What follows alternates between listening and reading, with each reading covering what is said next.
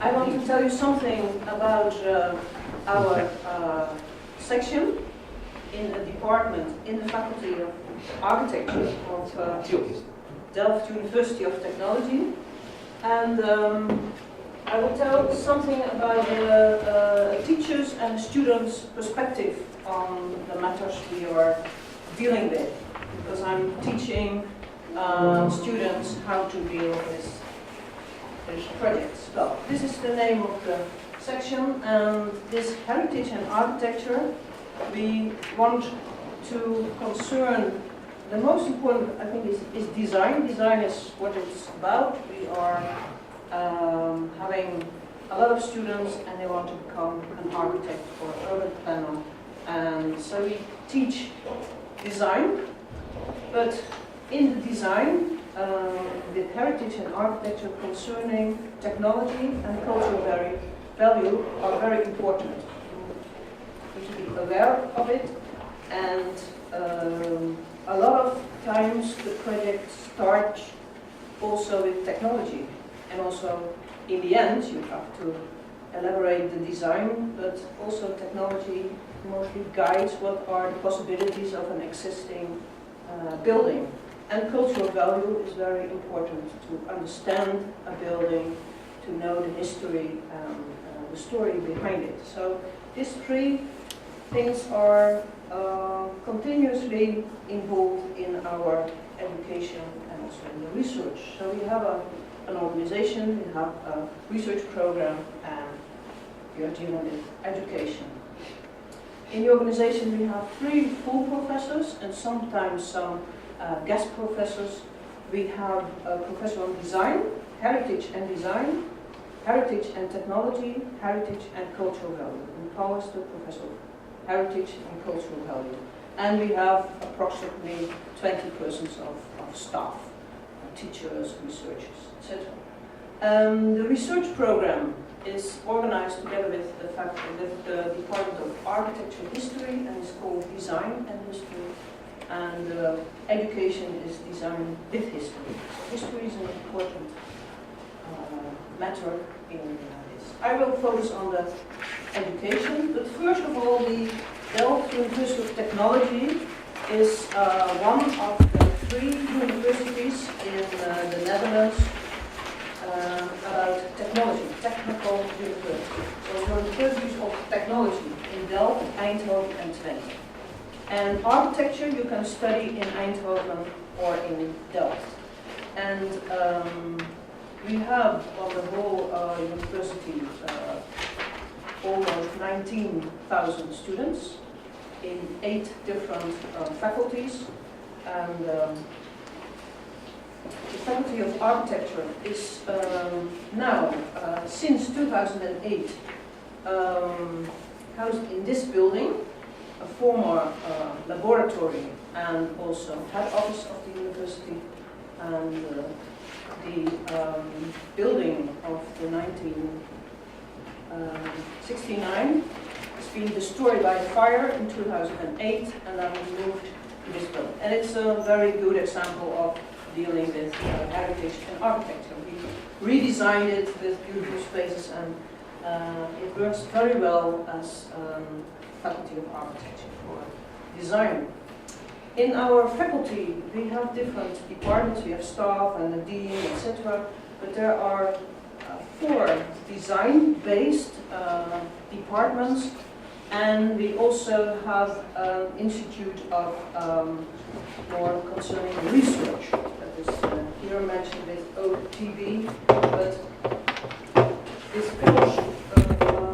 square blocks are the different departments, and heritage and architecture is part of the Department of Architecture, Engineering and Technology. It's a lot of theoretical stuff, but it's just a huge organization. We have in a bachelor, so undergraduate students, almost 1,800, and in the master graduate students 900. That is the total amount of students.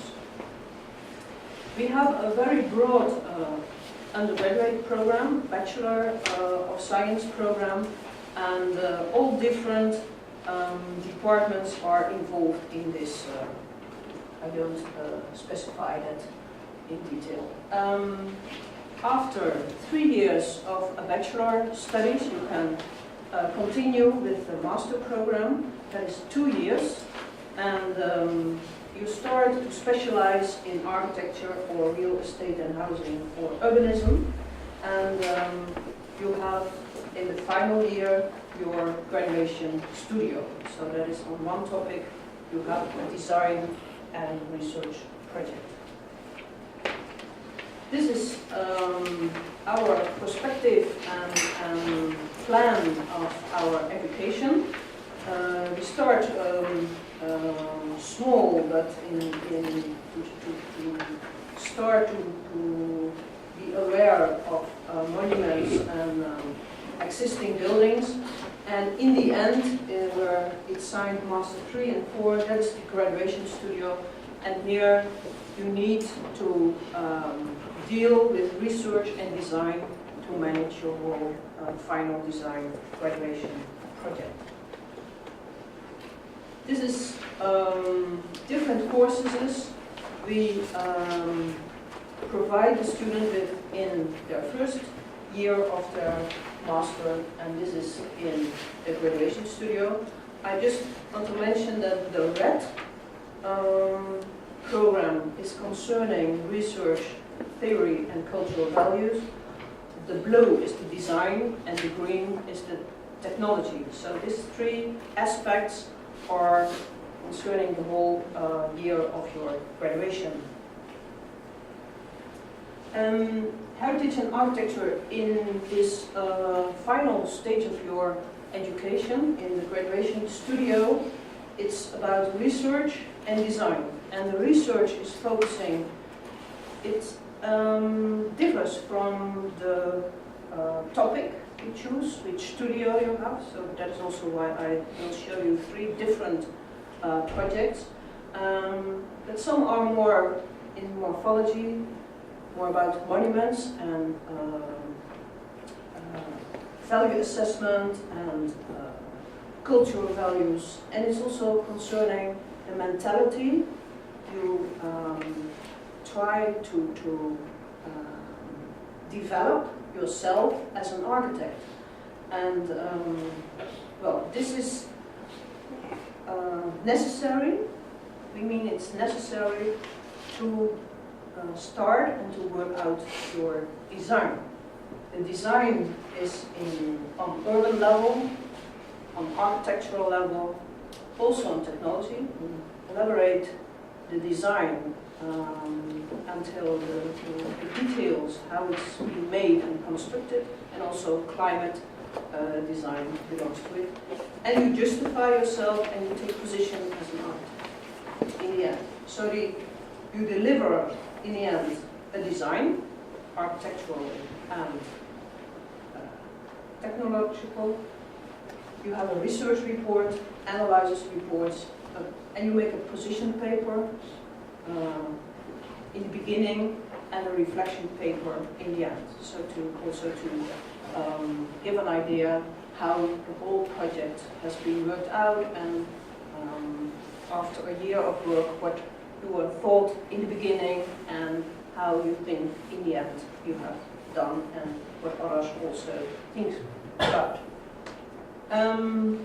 So this design process for us in teaching the student is not a straight line. It's not starting here and you continue in a straight line to the final design.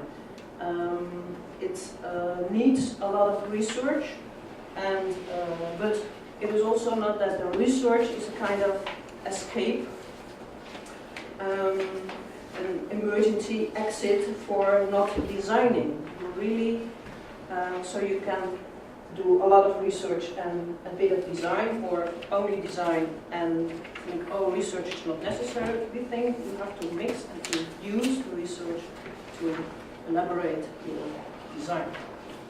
So this design, technology and cultural value are, every time you need to be aware of those 3 aspects during your graduation project. To illustrate this, I want to show you 3 examples of our students. Oriana, originally from Germany, Katerina from Greece, and Maarten from the Netherlands. And I take 15, 16 slides from their own presentations to tell you a bit about their approach and their final results.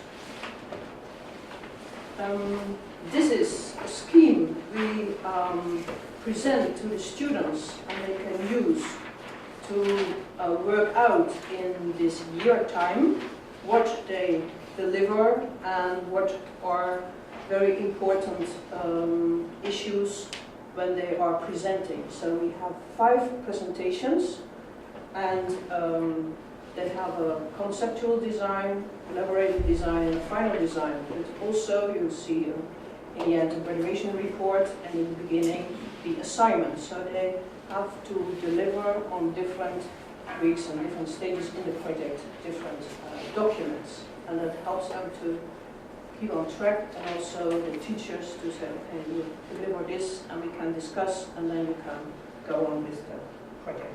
This P1, 2, 3, 4, 5 are really officially moments in the graduation project. All students of the Faculty of Architecture in their graduation deals with these presentations.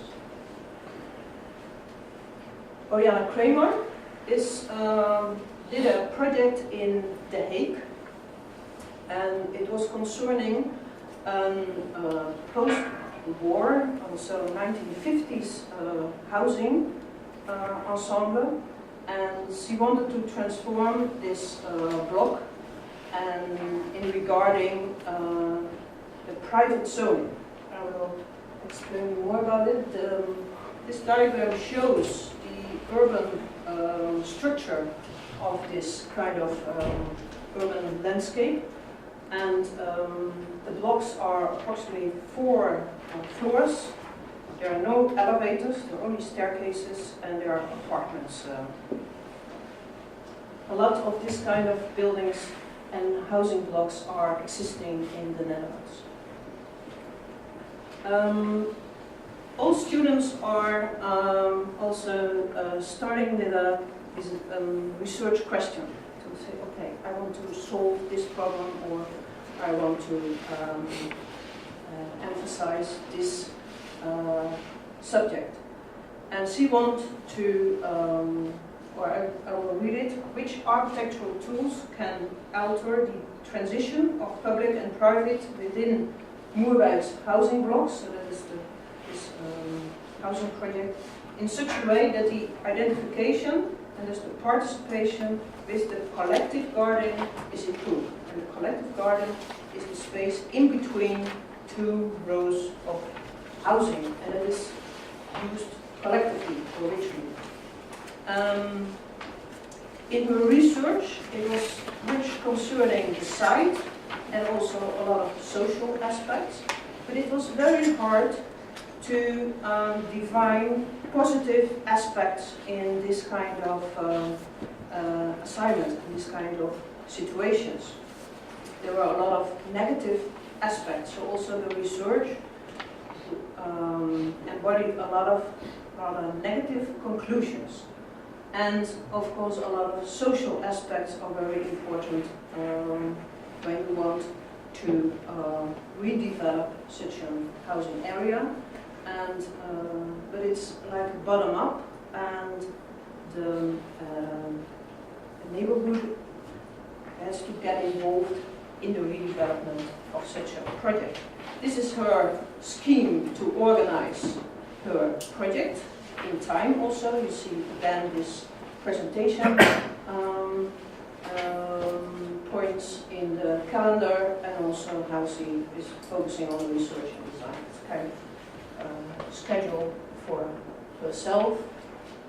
In the design goals, she focused on a realistic project, so not to be too expensive, and also she wanted designed in different phases, and so you could start in simple way and then elaborate more complex way. And of course, people are involved in it very much with participation, and she wanted more to identify this kind of housing blocks.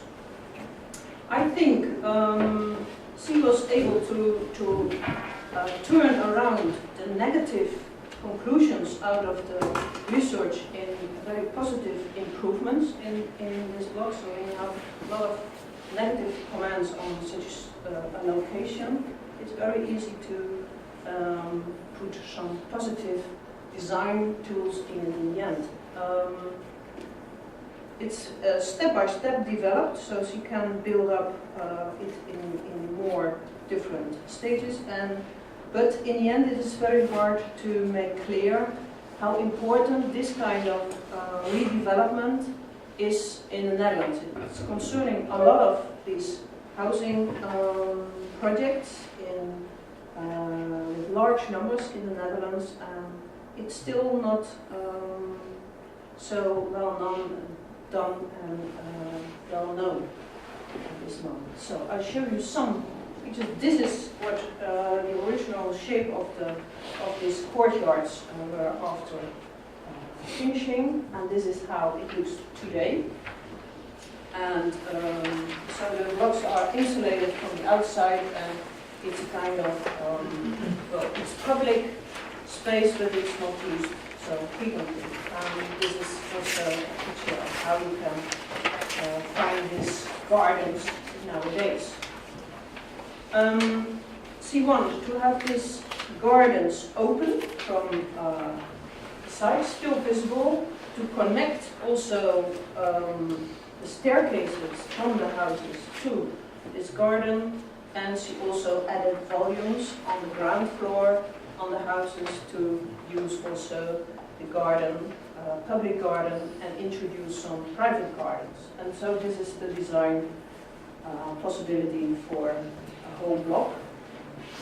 And also this is in the section because we're also adding some public functions in the center, and like a kindergarten, creche, and she wants to have the facades getting back to the original details and use of materials, so not the insulation on the outside, but the insulation from the inside. And so you have again a brickwork facade on the outside. She designed one block, and she made a kind of a toolbox to design also redesign different possibilities for other blocks. So this whole neighborhood could be involved in this kind of redevelopment. And these are some pictures, possibilities in the end. The next project is from Catharina. Catharina redesigned a huge block in building in the city of Delft.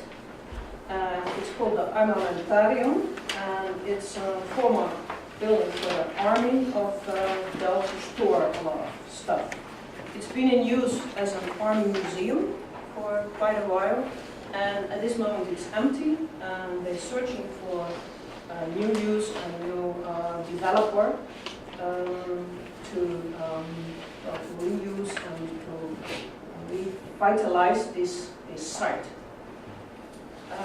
In her research question, she emphasized on the introvert identity, and she wants to turn it over in a more extrovert impression in the future. So this is the contradiction in her design. She has in her research a strong focus on the site, location, morphology, and she uses a lot of very beautiful drawings to show and to make clear what she analyzed. She made a very thick book, about 100 pages, only about the analysis, and so she visualized also the research steps and the design steps very well. And she took a position as an architect to analyze also some reference projects. This is her scheme, approach, how she approached the project, and what the main topics were in her research and her design. And some of the starting points is that the location is very important, continuity of space, preserve the inner timber constructions of these large 17th century buildings, and she also wanted to expose the layers of history in her design. Well, it's illustrated very well, and it's really, you are all kind of flabbergasted of her drawings.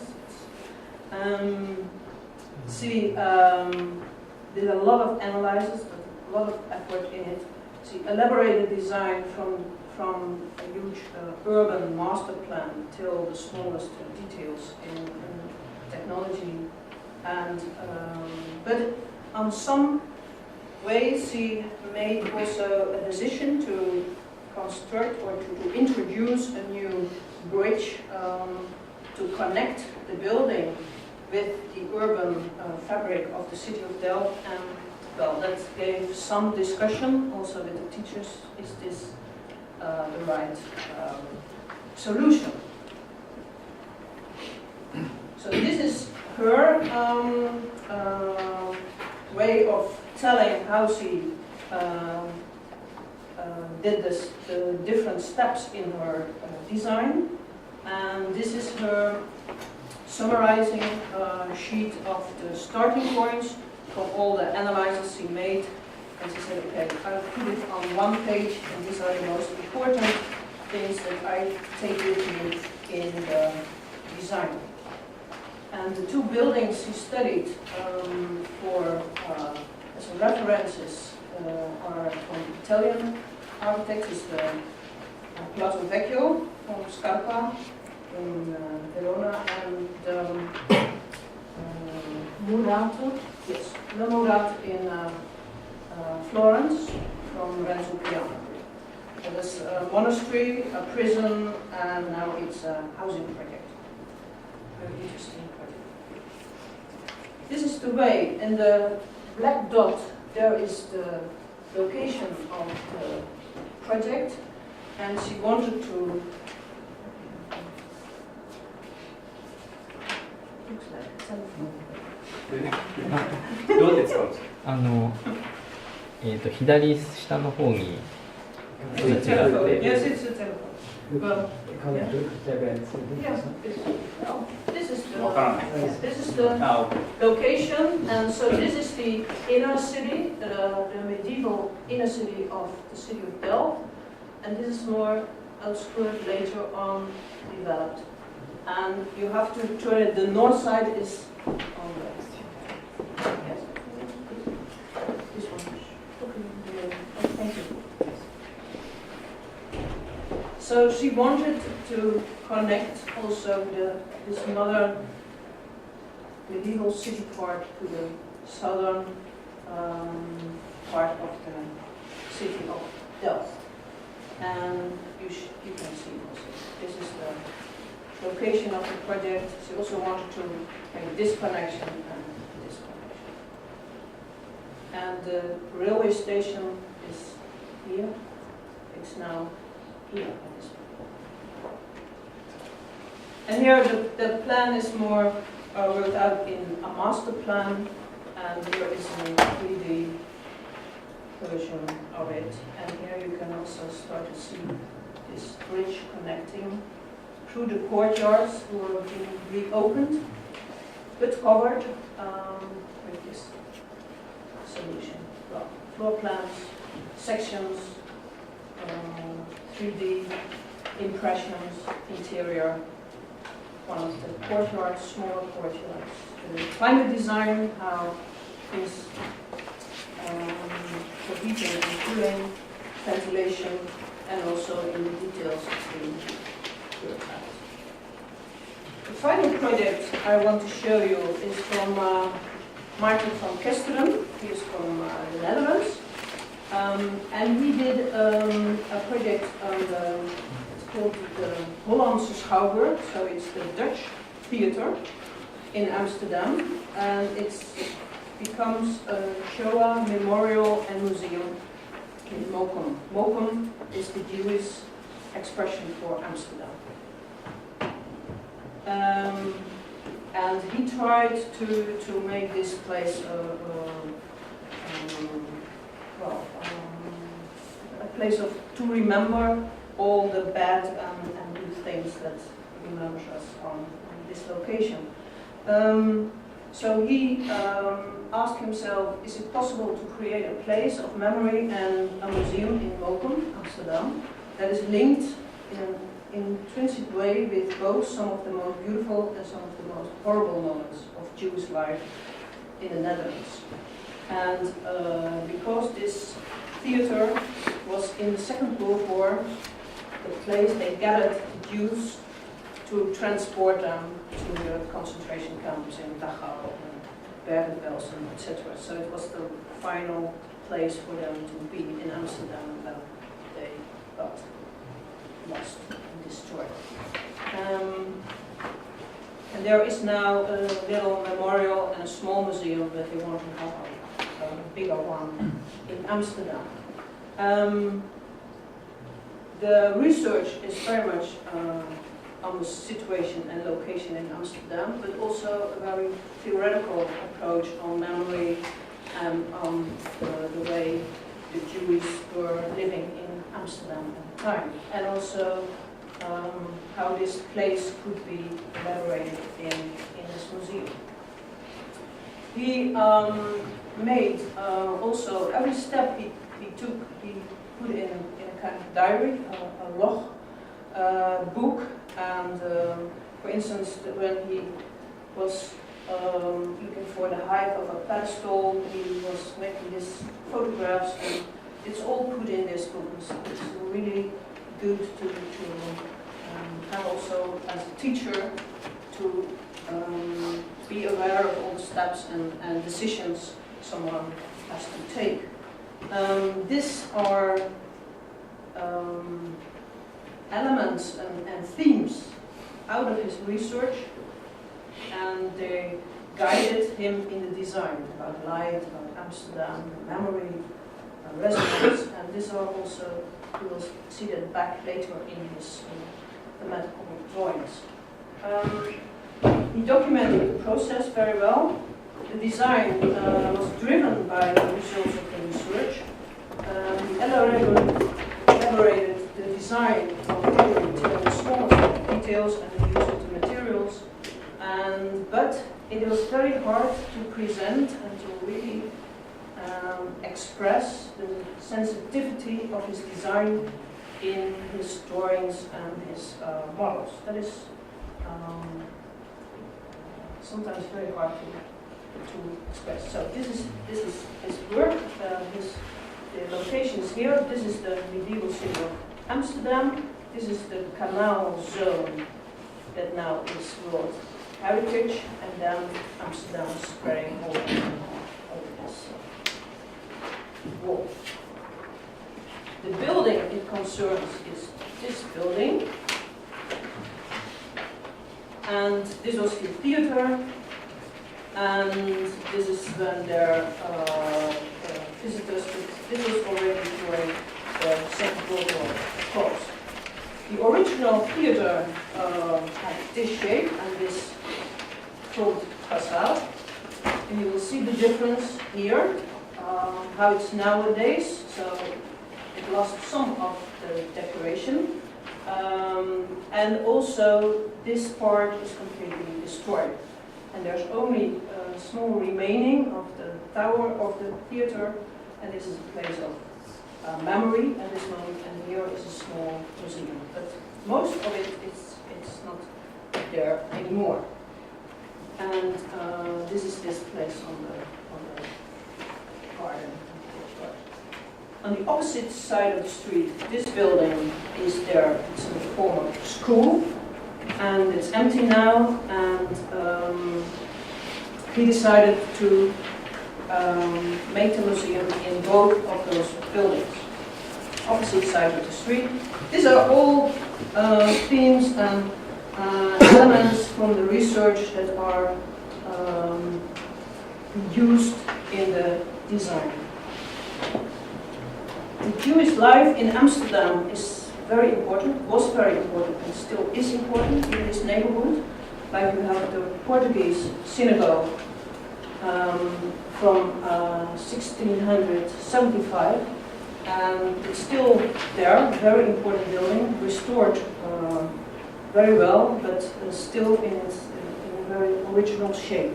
There's no heating, there's no electricity for lighting, etc. So that's very close to these buildings, and it's part of Jewish life in Amsterdam still. He decided to put some elements of the museum in this part, existing theater. This is this place of remembering, and he also used the school on the other side. So this program is put in this two buildings, and he used the bus stop in the street to also to involve and to include in this project. Here are these themes back from his research, worked out in his design, and here's one of the technical drawings of the use of the materials. He was the climate designer, and he was the use of the climate design and the materials, the plants in the garden, everything has been designed by doing a lot of research. And this is the final page of the entrance of the theater, now a museum. So it's been three really different projects, three different students. They had a different focus on research. 7 different teachers were involved, but it's with one background of the perspective on education we provide the students with on heritage and architecture.